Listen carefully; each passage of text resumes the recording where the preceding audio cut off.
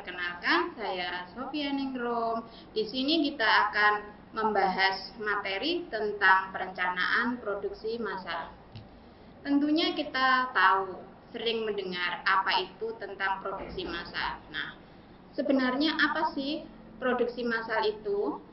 Untuk produksi massal adalah perencanaan di mana kita memproduksi barang yang dilakukan untuk menetapkan produk apa yang akan diproduksi, jumlah yang dibutuhkan, waktu berproduksi, dan waktu selesainya produk tersebut. Yang kedua, ruang lingkup dari perencanaan produksi. Ruang lingkup dari perencanaan produksi yang pertama adalah kita harus mempersiapkan rencana produksi, mulai dari tingkat jumlah untuk seluruh pabrik yang meliputi perkiraan permintaan pasar dan proyeksi penjualan. Yang kedua, membuat jadwal penyelesaian setiap produk yang akan diproduksi. Yang ketiga, kita merencanakan produksi dan mengadakan komponen yang dibutuhkan dari luar. Yang ketiga, kita jadwalkan proses operasi setiap order pada unit terkait.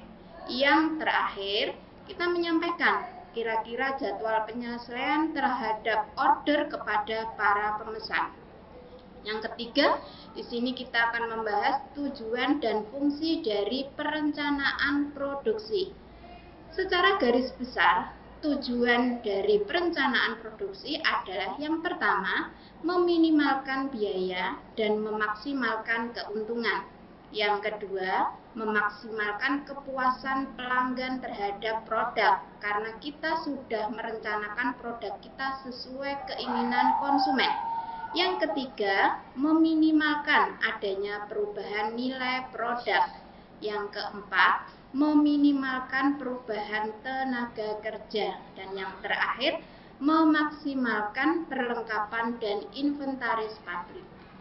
Untuk fungsinya, kenapa kita melakukan perencanaan produksi? Fungsi yang pertama, menjamin rencana produksi barang maupun penjualan barang. Yang kedua, kita bisa mengukur berapa kapasitas produksi yang konsisten terhadap rencana produksi yang dilakukan. Yang ketiga, alat untuk memonitor hasil produksi. Yang terakhir, kita membahas unsur perencanaan produksi. Ada 5 unsur dalam perencanaan produksi. Yang pertama, tetapkanlah tujuan produksi yang akan kita lakukan. Yang kedua, mengukur dan standar produksi. Yang ketiga, perencanaan merupakan fakta yang objektif, artinya fakta nyata yang bisa kita ambil. Yang keempat, perencanaan harus bisa diukur, artinya harus sesuai dengan jumlah yang ada. Yang kelima, tahap awal perencanaan produksi. Perlu diingat, produk yang diproduksi secara massal tentunya mempunyai ciri sebagai berikut. 1. Produk yang dihasilkan jumlahnya besar. Yang kedua, biaya per unit rendah. Yang ketiga, kita bertujuan menguasai pasar. Yang keempat, dijual bebas di pasaran. Yang kelima, tidak ada variasi produk karena sama hampir jumlah produknya. Yang keenam, harus ada stok untuk memenuhi masa tunggu. Nah, sekarang sebagai latihan, kalian berikan contoh macam produk yang diproduksi secara massal. Terima kasih.